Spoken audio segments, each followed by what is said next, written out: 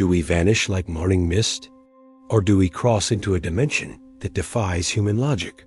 Have you ever imagined a spiritual guide leading us not through life, but through what comes after? This is where the story begins. Today, we dive into one of the most mysterious texts in Tibetan Buddhist tradition, a timeless legacy that speaks not only of death, but of life itself.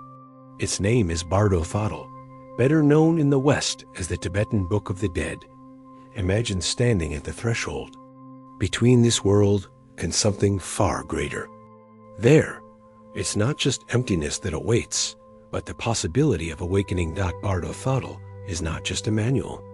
It is a map of the mind, a guide for the soul, a wise voice that accompanies you through the layers of reality after your final breath. It's a manuscript that speaks not only of dying, but of true consciousness.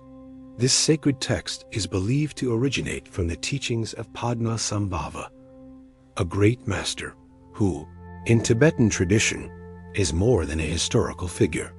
He is a bridge between the human realm and the unreachable. And today, we're not just reading it, we're walking with it.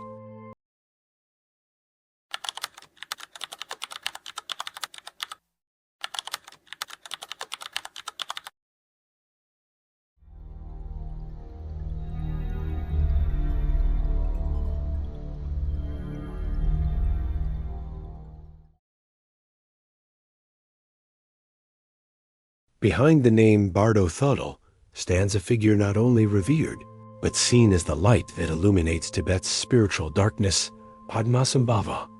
To many, he is more than a teacher. He is a bridge between the physical world and the unseen dimensions. In Tibet, he is known as Guru Rinpoche, the Precious Master. Born in India, Padmasambhava was no ordinary monk. He was a Mahasiddha that describes those who have conquered the inner world and attained extraordinary powers through spiritual practice. From an early age, signs of his uniqueness were evident. He didn't just understand the teachings, he embodied them. But what made him truly special wasn't just his mastery of mystical techniques, it was his intention. He wished to help all sentient beings, even those who had already left their bodies behind. Bardo Thodol was born from this sacred intention, a teaching not meant for daily life, but for the inner journey after death. A light for souls passing through the dark corridor between the world and liberation in the 8th century, when Tibet was still a land deeply rooted in ancient beliefs. From Bon rituals to powerful shamanic traditions, Padmasambhava was summoned by King Trisong Ditsen. The king sought a great transformation to strengthen the spiritual foundation of the nation and unite the people through the Buddhist teachings. But the path was not easy.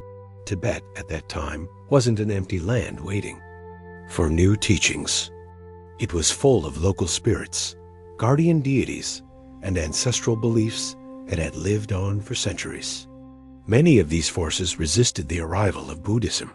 Yet Padmasambhava did not come with force or destruction. He came with understanding and harmony.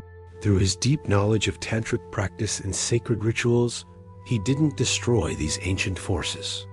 He subdued them and then integrated them into Tibetan Buddhism. This was the key. Instead of cutting away the old roots, Padmasambhava connected them to the trunk of a new tree. From this integration was born Sami, the first Buddhist monastery in Tibet. Within its sacred halls, teachings on the mind, reality, and the cycle of life samsara began to spread. And it was here that the philosophy of death in Tibetan Buddhism found its place. According to these teachings, death is not the end, it is a passage, a narrow window that opens toward liberation. In the moments after the body stops breathing, the mind does not vanish. It enters a pure state, free from the distractions of the physical world. And there, in that silence, lies a rare opportunity to touch the ultimate truth. Padmasambhava understood this. He knew that even at the edge of life, hope never fades. And through Bardo Thodol, he left behind a map of the inner world, a guide, to help every soul cross the darkness and reach the light.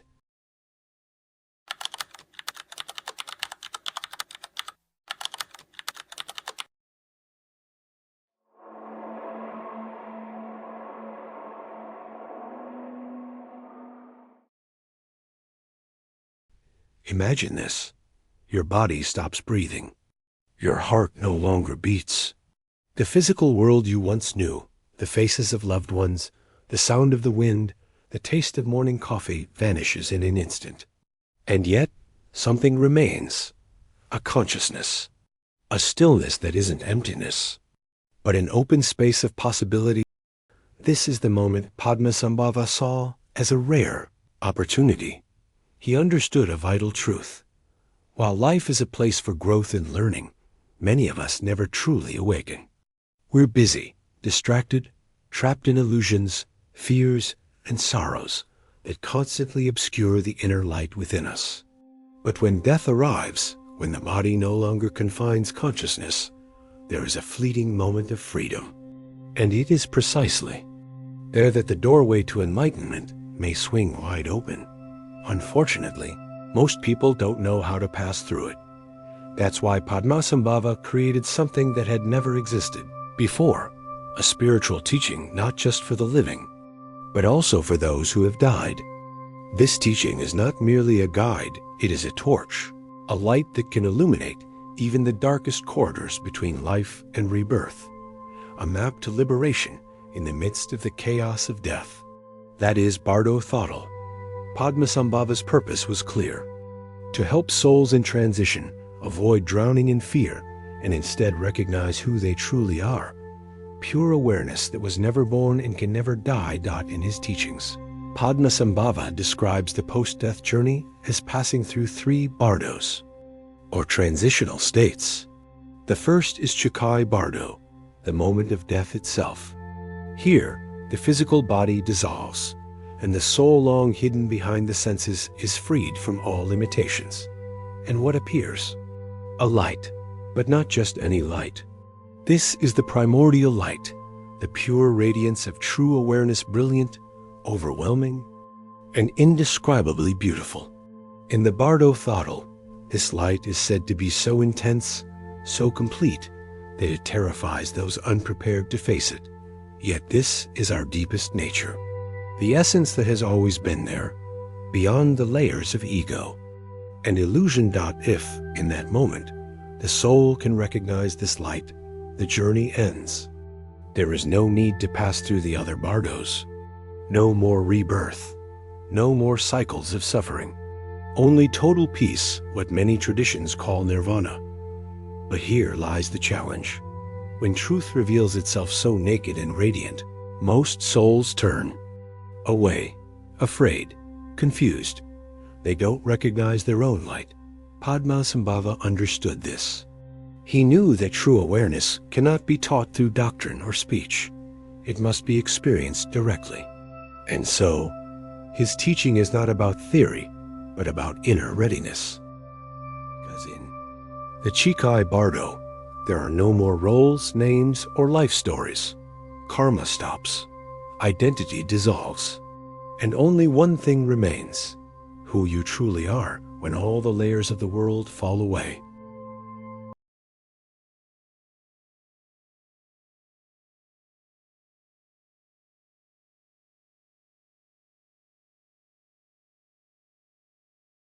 Not every soul is ready to receive the true light.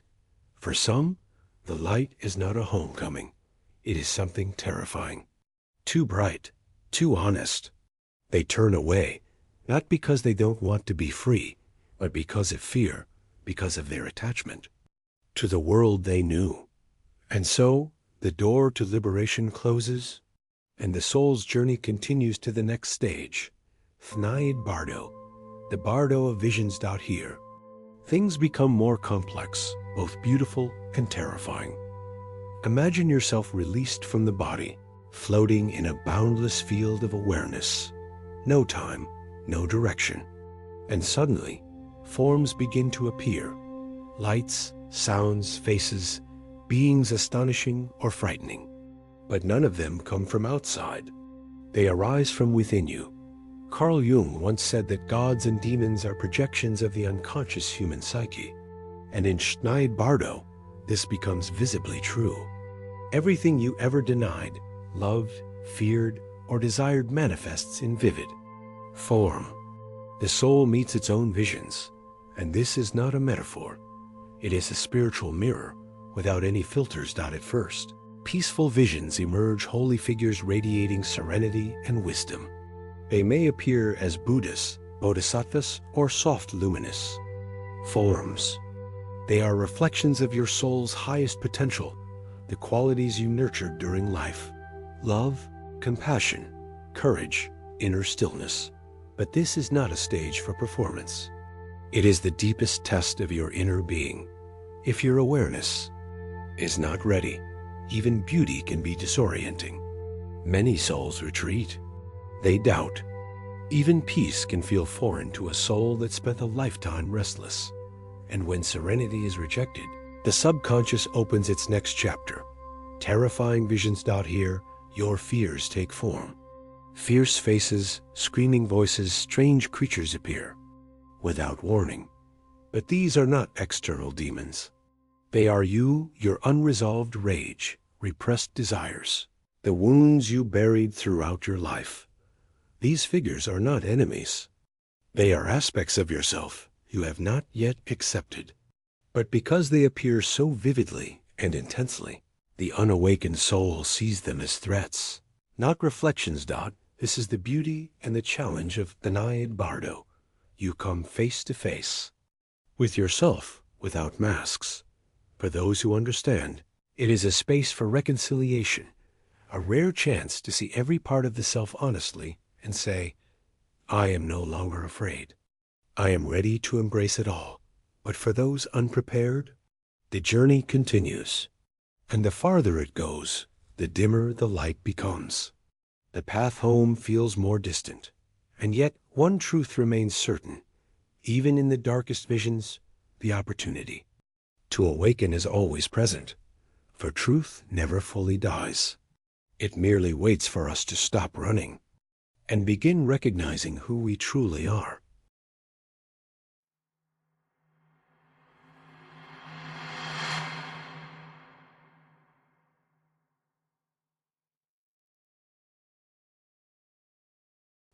Imagine the soul as a wave, now released from the body, navigating an ocean of mind vast, vivid, and full of wonder. This is Chönyid Bardo, a psychic dimension where everything is distorted and magnified. Many times over, the visions that arise here are not ordinary dreams. They are intensely vivid, strikingly alive, as if every color, sound, and form pierces awareness without a veil.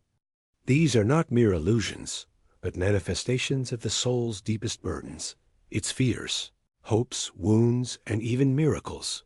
Each image, whether calming or terrifying, is not just symbolic entertainment.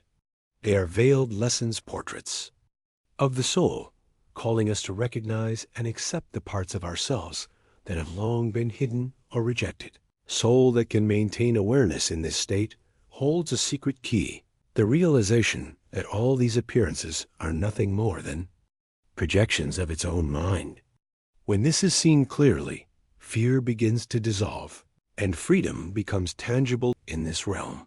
The soul's focus is drawn to one thing, the clear light, the pure essence of mind, untouched by shadows and illusion. This light is like the sun, at midnight unchanging, ever shining, beyond all forms and appearances we perceive. To recognize this light is not only to know its source, but to liberate the soul from the chains of samsara. Yet, this is no easy task. For most, the visions feel overwhelmingly real and deeply personal. They become trapped in the narrative. This is why spiritual training during life is so essential, to train the mind to remain calm, unentangled by illusion, and capable of recognizing the pure light when Bardo comes. Fear and attachment are the greatest enemies. Many souls feel fragmented in the face of their visions, haunted by terrifying deities that are, in truth, nothing but the shadow forms of their own inner imbalance. Instead of embracing them, the soul tries to flee, or closes its eyes to the peaceful visions unconsciously binding itself further to the cycle of birth and death, samsara. The key to breaking this cycle lies in understanding that all these visions are empty of fixed reality. They are fleeting phenomena, like shadows on water or clouds in the sky. In Tibetan Buddhism, this understanding is known as shunyata, or emptiness. When the mind can recall shunyata during the experience of Bardo, the soul can witness each vision without attachment, realizing that all of it is simply a shifting expression of its own being. Chönyid. Bardo is not a place of purposeless suffering. It is a trial that reveals the truth. Who is ready to be free, and who must dive deeper into learning before they can continue the journey toward liberation.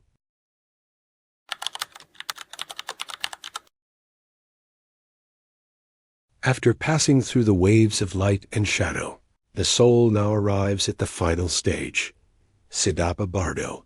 Here, the entire spiritual journey and accumulated karma come into play, determining the next direction.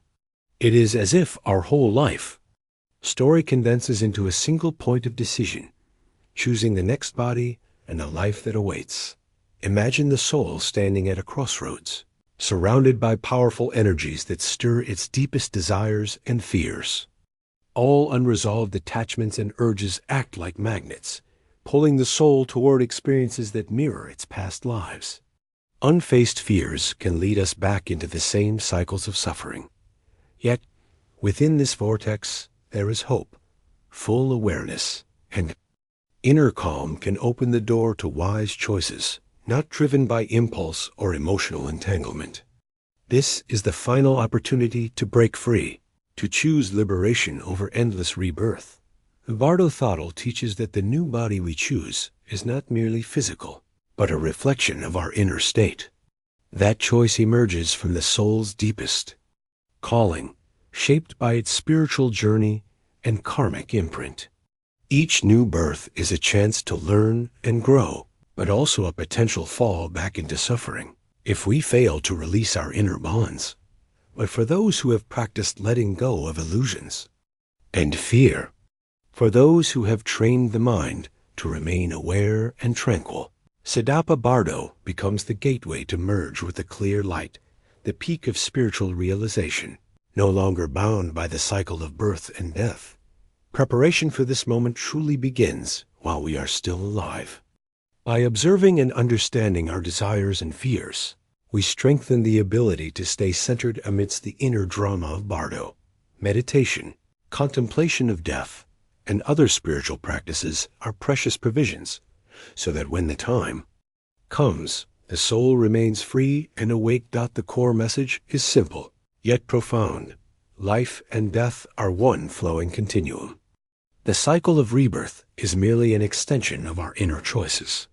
Free yourself from those chains, and true enlightenment awaits where rebirth no longer arises, because the illusion of self has dissolved.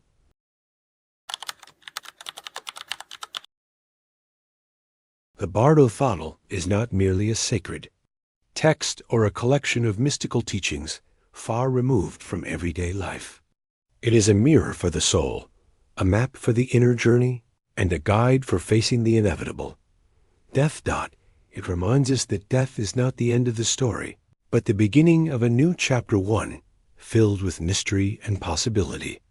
As Ram Dass once said, "When we die, only one question remains. How much did we love? Are we ready to embrace that final journey? Are we prepared to release everything we've clung to as our identity?" Perhaps by exploring these teachings, we are not only preparing for death, but also learning how to truly live with awareness and love. If this story touched your heart, please share this video, and don't forget to subscribe so our journey of self-discovery can continue. Let us know in the comments, what question about life after death intrigues you the most? Because the path to knowing ourselves is long and filled with wonder, and together we are ready to explore the greatest mystery of. Thank you for walking this path with us to the very end.